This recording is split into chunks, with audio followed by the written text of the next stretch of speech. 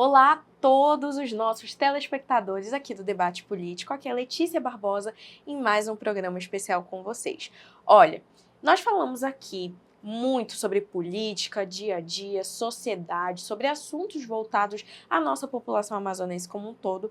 E um ponto muito importante de se falar, gente, é que o esporte, a educação, são fatores também muito importantes e de envolvimento, de interferência direto na vida da nossa população. Então, em vista disso, hoje nós estamos aqui com a Sensei Denise de Oliveira, que é presidente da Federação de Judô do Amazonas. Seja muito bem-vinda, Sensei. Muito obrigada, é uma honra estar aqui. E mais uma, é um misto, né, de muitos sentimentos, né, porque eu fui recém-eleita e a gente está começando a cair a ficha que agora eu sou a presidente da Federação de Judô do Amazonas. Olha, a gente tem muito para conversar sobre a questão da presidência da FEJAMA, que é um cargo que agora você ocupa.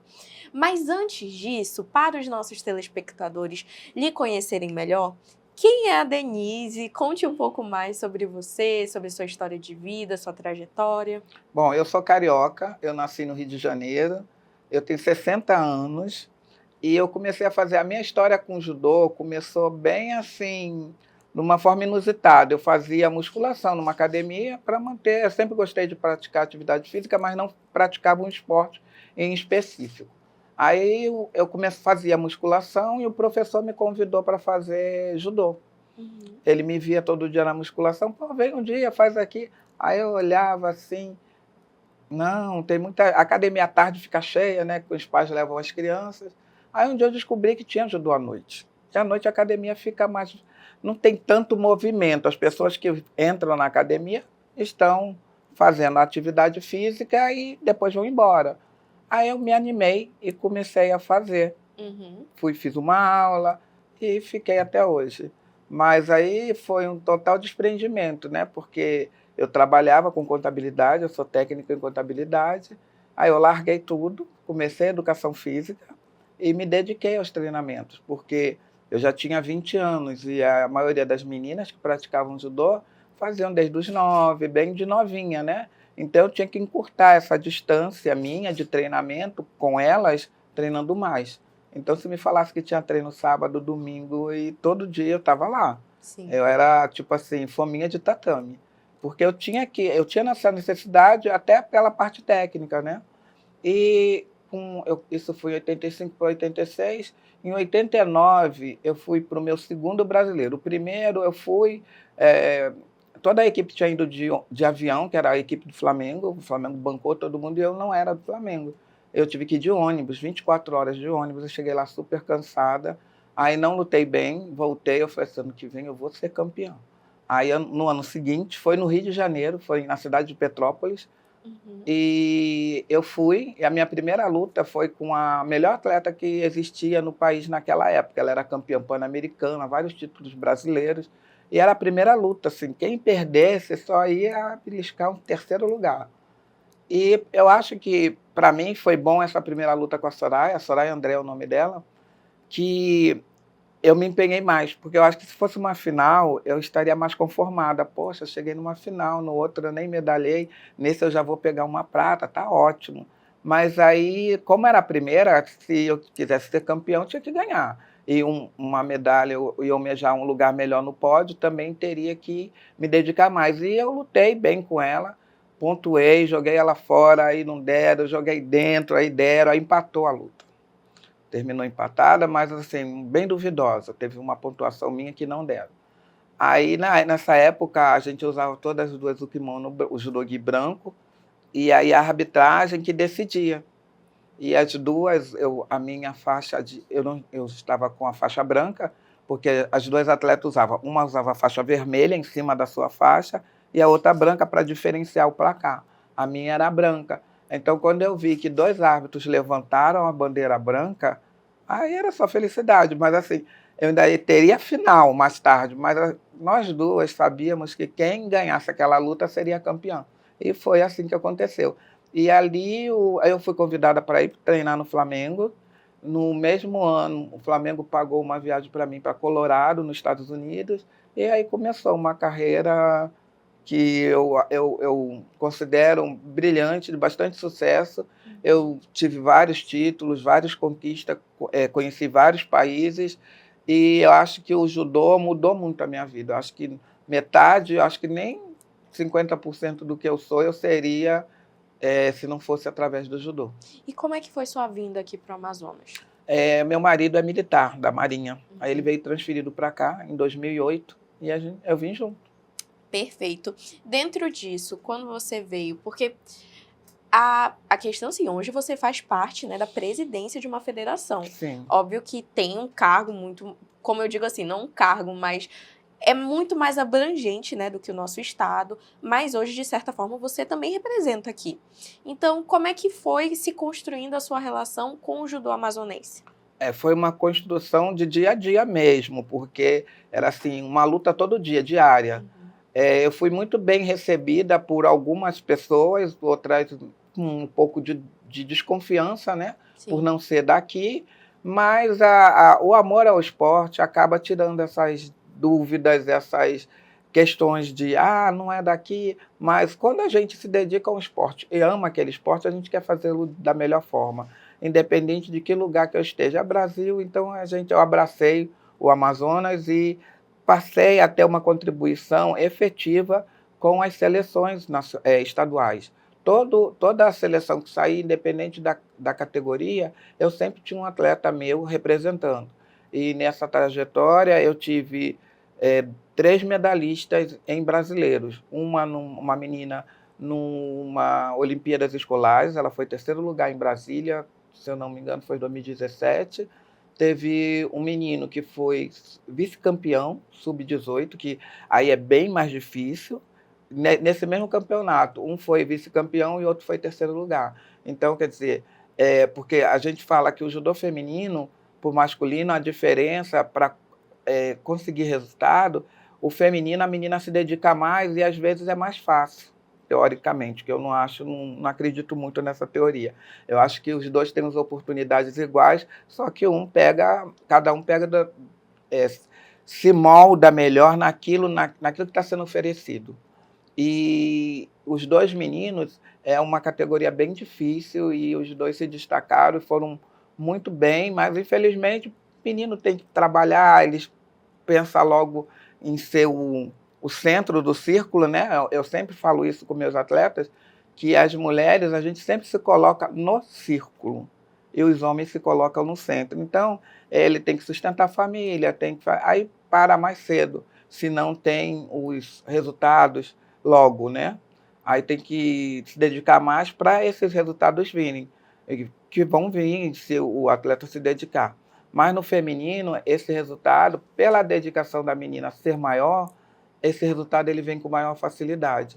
E aí eu tive esses 2 resultados muito importantes aqui no Amazonas, e depois disso eu continuo com a minha associação. Agora eu faço um trabalho de formiguinha, né? Aí a gente já formou esses. Vamos começar de novo. Aí a gente começa na categoria de base. Aí eu tenho uma menina sub-13 que foi campeã agora, nesse brasileiro regional que teve aqui. Ela é de uma comunidade carente ali no bairro da União e está despontando muito bem entre as melhores do estado. Olha que a gente está vendo aí vários nomes, né, que estão aí se tornando apostas. Sim. Eu fico muito feliz de saber um pouco mais, né, de como está o cenário local. Sabemos que tem várias academias e você é uma das que lidera hoje, né, a questão... Quando eu falo lidera em sentido de representatividade, Sim. uma vez que está à frente da federação. E agora a gente não pode deixar de falar um pouco sobre a questão das eleições da FEJAMA. Como é que foi que aconteceu para você conseguir, né, galgar esse sucesso que foi se tornar presidente mulher? É um lugar de muita representatividade. Mas como é que foi a tomada de decisão? Você hoje compõe um grupo? Como é que está isso? Foi assim, em 2021, 22, Cecei Davi, ele era o atual presidente.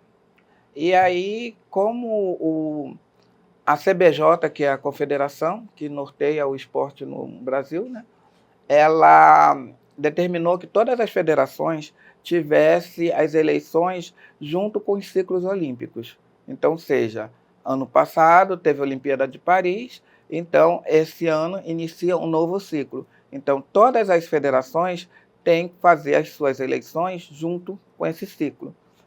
E aqui não era. Aqui em Manaus a gente estava diferente, a gente era 2 anos atrás ou na frente, né? De onde se veja. Então, quando chegou em 2022, a gente estava terminando um ciclo nosso de gestão e para iniciar outro. Aí o que foi feito? A gente fez uma eleição chamada tampão, de 2 anos, para poder igualar esse ciclo. Aí ele me chamou para ser a vice dele. Aí eu aceitei e ele falou, Denise, vamos trabalhar para você vir como candidato a presidente na próxima eleição, para seguir no próximo ciclo. E a gente começou a trabalhar em cima disso. Eu sempre fui atleta, então eu nunca tive essa coisa de não. O não eu já tenho, de acreditar, não vou conseguir, não. O não eu já tenho, então o que vier é lucro. Então eu arregaçava minha manga e ia lá para a mini Vila Olímpica, que é até próximo de casa, ali no Coroado, da prefeitura, e conversava com o secretário. Pô, secretário, eu descobri que ele era um profissional da educação física, e eu fui lá conversar com ele. O Aurilex, hoje ele não é mais secretário, eu estive até com ele esses dias. Eu fui conversar com ele porque uma pessoa voltada que é do meio do esporte, ele entende mais fácil essas necessidades que a gente tem. E foi no ano de 2023, quando a gente ia para o Brasileiro Regional, que foi no Amapá. Sim. E a gente tinha vários atletas que ainda não tinham passagem. Eu fui lá conversar com ele, pedi uma ajuda, se ele poderia, a prefeitura poderia ajudar com um número X de passagem. E eles me concedeu, para a federação, né, 7 passagens. E aí, dessas 7 passagens, porque a gente tinha um número bem pequeno de atletas na classe que são classificatórias para o brasileiro final. Então, a nossa preocupação era essa, de não levar o número suficiente e não ter uma representatividade dos nossos pequenos, né, que é a base. E a gente precisa mandar muito atleta na base para poder ter uma equipe completa no final, no brasileiro final. Aí eu fui, aí essas 7 passagens, a gente viu o currículo, como a gente vai distribuir. Vamos ver pelo currículo, como é que foi ano passado, o ranking, e determinando essas passagens para esses atletas que tinham potencial para poder viajar. Logo depois teve uma seletiva no Rio de Janeiro, eu voltei lá, pedi novamente, ele me deu os 4 atletas que nós tínhamos em condições de ir para fazer essa seletiva, foi dada a passagem. Um foi vice-campeão, a outra menina também, mas era para uma viagem, eu acho que era em Cuba. Não, naquele ano, eu não me lembro do estado, Cuba foi ano passado. Aí a gente não conseguiu mandar esses atletas para essa viagem, mas eles foram lá e se apresentaram muito bem, os 2 ficaram em segundo lugar, que garantia a vaga também para viajar. Aí logo depois começam a vir os brasileiros finais, novamente, fui lá e sempre conquistando. Não eram números assim expressivos, mas sempre conseguia para aqueles que não tinham, porque a gente sempre lança o outline, que é onde vem, é tipo um edital da viagem, do campeonato, é o outline. A gente lançava esses outlines, aí os pais logo falam, meu filho vai, vou comprar. E as academias, elas nos sinalizavam, olha, tem tanto atletas que já têm essas passagens. E aí a gente via aqueles que não tinham, para a gente começar a ver se conseguia nos órgãos públicos ou patrocinador privados. Porque eu acho que essa parceria é primordial no esporte.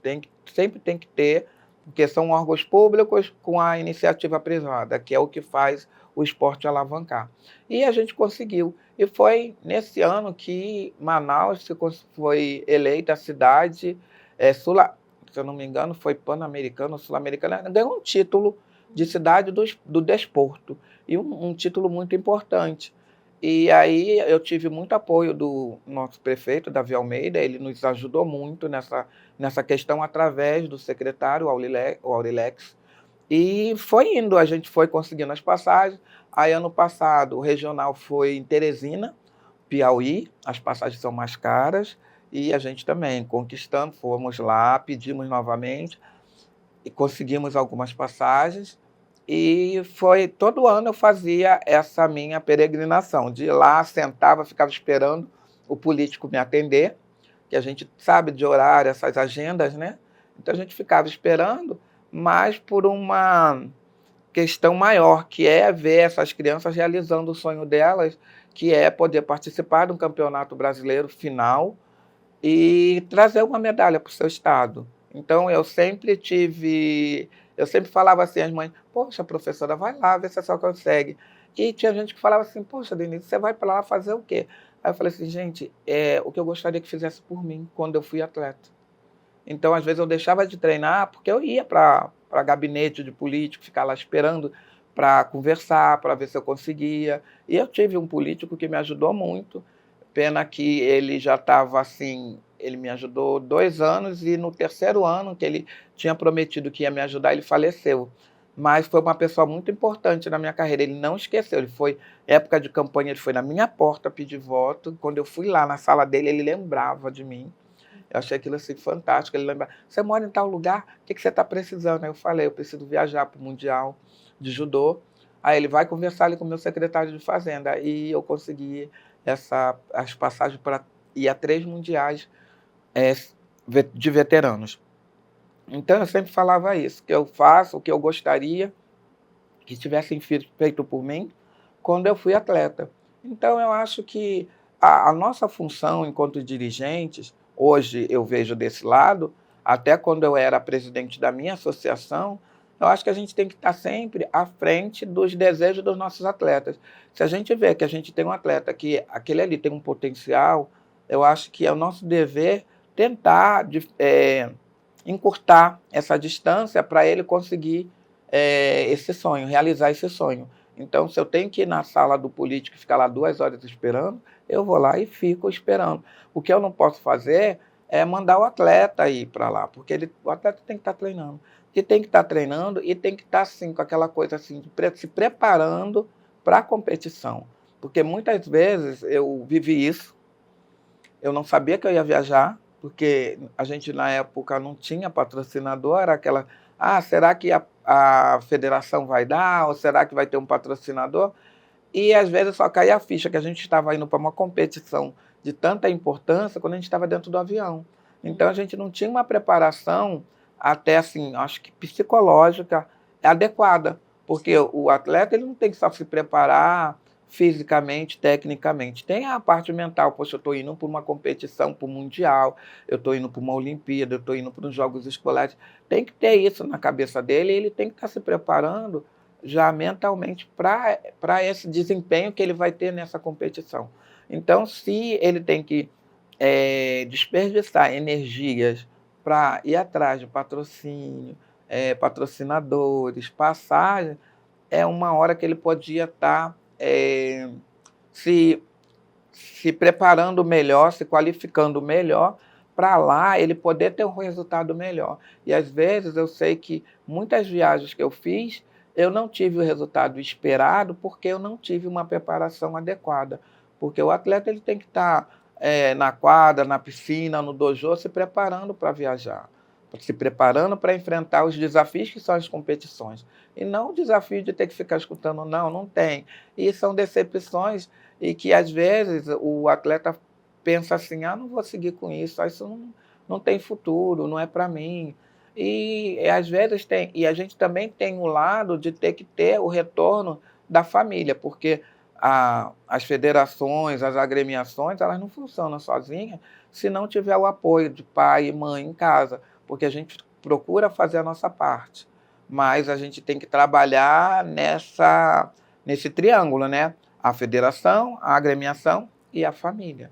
Porque se não tiver esse apoio da família, que é primordial, a gente fica rodando e não consegue que o atleta tenha o desempenho esperado na competição final que ele está se preparando para ir. Hoje, o judô ele é um esporte muito popular aqui no Amazonas. E em vista disso, dentro do que você acabou de relatar, uma das dificuldades que você pontuou é a questão do investimento, né, para esse atleta.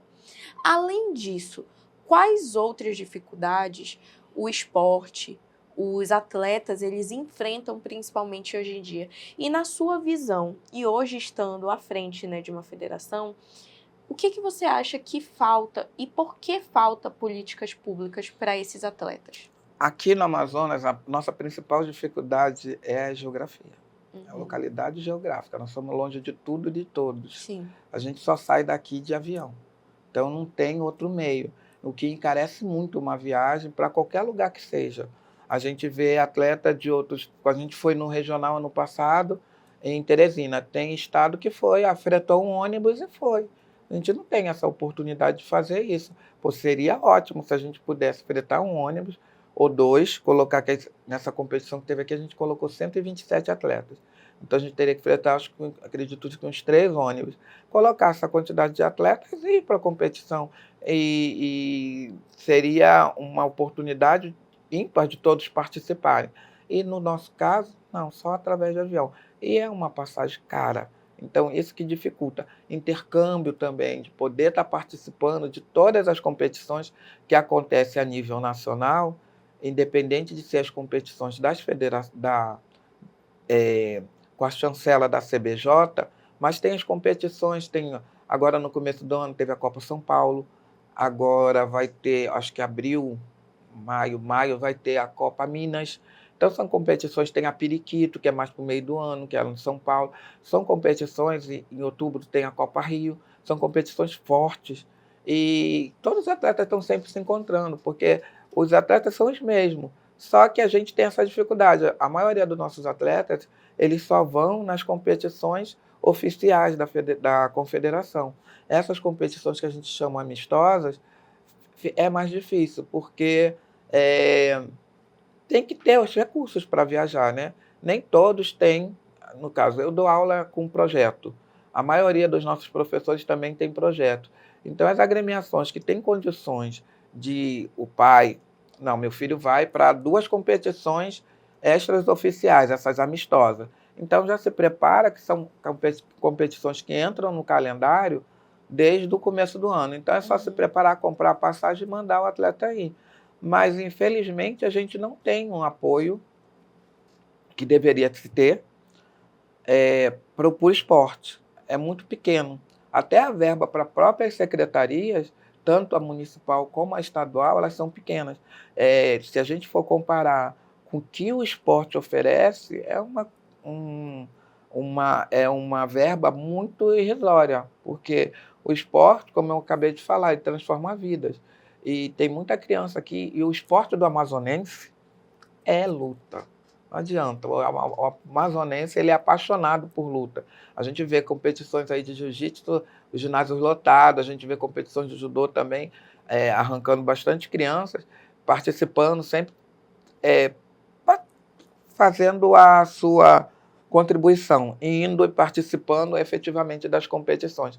Então, eu acho que o que deveria de ter nossos políticos, os nossos vereadores, os nossos deputados estaduais, tivessem mais essa visão para o esporte e destinassem mais verba, emendas, que as federações estão aí precisando dessas emendas. Se tivessem mais emendas para as federações, para os clubes, a gente teria condições de estar sempre viajando, sempre mandando as crianças para as competições e o nome do Amazonas estaria aparecendo em evidência diariamente. A gente tem uma atleta aí que é a primeira do ranking no Sub-18, que é a Clarice.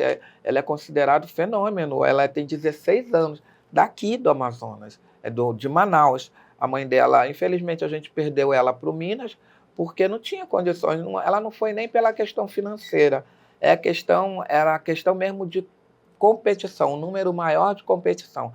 Ela queria competir mais, ela ficava muito triste, que às vezes não tinha, ela às vezes lutava e não tinha ninguém para ela lutar. Então, a saída dela daqui se deu mais em função disso, dela querer ter um quantitativo, material humano, né, para ela treinar. Gente, bastante quantidade, Né? para ela ficar treinando e poder chegar ao nível que ela está agora. Ela está num nível bem elevado. Hoje nós temos também uma atleta que é a número 1 do ranking, sub-18, que é a Ana Paula Sena. Ela está agora, ela lutou, não sei se ela lutou hoje, acho que é hoje ou amanhã, que ela luta, ela está em Lima. no campeonato pan-americano. Graças a Deus, ela ficou em primeiro do ranking. Aí não, tudo pago pela CBJ, não teve que fazer vaquinha, rifa, que os atletas sempre costumam fazer para poder custear as despesas, que são muitas, né? Sim. E o nosso esporte, no caso o judô, é um esporte caro. A gente tem o judô-gi, que é caro. Essa menina, Ana Paula, quando foi agora, ela gastou só de judô-gi 3 mil, porque ela tem que comprar os dois. Aí tem uma série de outras coisas que faz o esporte ser caro. Mas, assim, se a gente tivesse políticas públicas voltadas para o esporte, nossa, eu acho que o Amazonas não saía dos noticiários esportivos. Que pessoal a gente a gente tem muito atleta bom. Só tem que começar a trabalhar em cima dele, dar essas oportunidades deles poderem viajar, ir lá fora e fora do país, segurar o kimono dos adversários, porque às vezes a gente vai, é tão caro uma passagem, né? Para ir para um campeonato no Rio de Janeiro, São Paulo, aí chega lá, a gente sai daqui na quinta de madrugada, aí na sexta pesa, compete no sábado, domingo de noite a gente está voltando. Aí não tem nenhuma oportunidade de fazer um treino, de fazer um intercâmbio, que é isso que é importante, ter esse intercâmbio. Então, eu estou querendo hoje, na frente da Fejama, captar recursos e junto às autarquias, às empresas de iniciativa privada e também junto ao ao governo do estado e a prefeitura para solicitar esse apoio, essa parceria que tem que existir. E nós estamos falando de um estado imenso, um estado com dimensões de um país, que é o Amazonas. Nós temos 65 municípios. Nós temos atletas que vêm de São Gabriel da Cachoeira, que acho que são 3 dias ou 4 de barco, e assim, se está cheia, é mais rápido, se não, demora mais, e eles vêm. A gente tem 3 municípios que vêm constantemente para os nossos campeonatos, que é São Gabriel da Cachoeira, Manacapuru e agora Presidente Figueiredo. Então, eu acho que uma das minhas campanhas, campanha de eleição era de criar um meio de ir nas prefeituras dos municípios e ver se consigo fazer uns projetos para o judô. O Iranduba. Iranduba é aqui, é grande Manaus, é cidade metropolitana. Então, chegar lá numa prefeitura, conversar com o prefeito, poxa, tem condições de pagar um professor de judô para vir 2 vezes na semana aqui dar aula? Aí coloca o professor, a gente tem professores aqui, vários professores de faixa preta habilitados para poder dar essa aula. Vai lá 2 dias na semana, dá a aula, faz o projeto lá e traz essas crianças para competir aqui. Manacapuru é perto, os municípios mais perto, Iranduba, Manacapuru, Presidente Figueiredo, Rio Preto da Eva, que são os mais próximos, Careiro, que também é perto, não é considerado longe. E a gente tem condições de fazer isso, mas tem que se ir conversar com o secretário de Educação, o secretário de Esporte, para fazer essa parceria, abrir as portas das escolas e colocar esses projetos lá. E a gente vai atrás de parceria com empresas privadas para conseguir tatame, conseguir kimono, para poder oferecer para as crianças e lançar esses projetos na escola. A nossa preocupação maior é de ter como remunerar esses professores que forem ficar à frente desses projetos. E aí eu acho que tendo quantidade, a gente vai ter qualidade, porque o amazonense ele ama o judô, ele ama o esporte, ele ama a luta. Então, se a gente oferecer desde as idades menores na escola, né, que desde o 6º ano, eles vão crescer já apaixonados pelo judô e não vão querer mais sair. E aí depois, a gente descobrindo os talentos, fica mais fácil de trazer para cá, para Manaus, e começar a fazer esse trabalho. Aí a gente tem que conversar também com o secretário de esporte do estado e do município, para abrirem essas portas, para ter uma fisioterapia, oferecer essas coisas que o atleta precisa e que a gente não tem como oferecer. Na escola, quando a gente coloca esses projetos, a gente logo sente a diferença no comportamento da criança. A criança ela fica mais focada, ela passa a se ver como exemplo. Eu sou um exemplo, então eu não posso estar naquela briga, eu não posso estar naquela confusão. E a própria direção da escola, ela tem essa visão e ela sempre nos passa, poxa, aquela turma, aquele aluno que não era muito bem nas notas, depois que ele começou no projeto de judô, ele melhorou. Eu já tive 2 projetos de escolas, tanto municipal como estadual aqui, e isso é notório. E no ano que eu tive na escola Rui Araújo, ali na Cachoeirinha, eu tinha um apoio muito grande da gestora, e eu dava aula lá de segunda a sexta à noite. Acabava a minha aula, meu horário à tarde, eu ficava até 10 horas da noite dando aula no projeto, e às vezes ia sábado para poder encurtar também essa distância. E teve um ano que a gente ficou em segundo lugar. A gente perdeu por 2 pontos por La Salle. Quer dizer, uma estrutura de um La Salle com a estrutura de um colégio estadual não se compara, né? Mas a gente tendo atleta, tendo as crianças dentro do esporte, a criança ela fica mais obediente, ela fica mais focada nos estudos, isso tudo só engrandece, tudo trabalhando junto, né? A educação em casa e o esporte. Eu acho que esses é um dos grandes focos que eu tenho na minha gestão, é de fazer essa parceria junto com as empresas e o governo público para poder fazer esses projetos e, assim, através desse projeto, a gente poder aumentar o número de praticantes do judô e tirando essas crianças da ociosidade, né? Porque, às vezes, a criança não vai para a escola, volta para casa e se enfia num celular e só coisas que não deve fazer. E quando ela está inserida no esporte, ela chega em casa cansada, almoça, janta, toma um banho e dorme. Não tem tempo para essas coisas. E até assim, hoje eu vejo muito que o esporte, no caso o judô, ele tem feito as crianças, os adolescentes, todos fazem faculdade. Porque o coleguinha faz, aí eu também quero fazer. E eu acho isso muito interessante. Se torna um processo natural, né? Sim. Eu terminei o meu ensino médio, aí muitos conseguem bolsa através do esporte, tem algumas faculdades aqui que já oferecem isso, e eles começam a se inserir. Às vezes tem família que vai ser a primeira pessoa na família a ter o nível superior. Então, eu acho que é isso que o esporte proporciona. São essas coisas.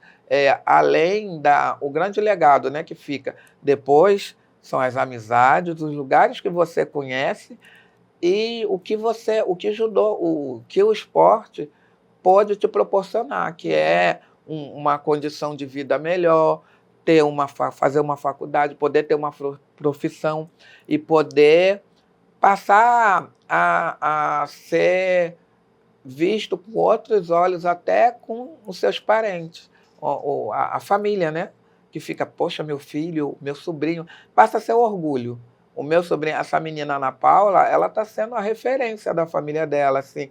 É muito bonito eu ver, assim, eu me vejo um pouquinho nela, porque apesar de eu ter começado mais velha, mas eu vejo o brilho no olho dela, assim, poxa, está acontecendo isso na minha vida.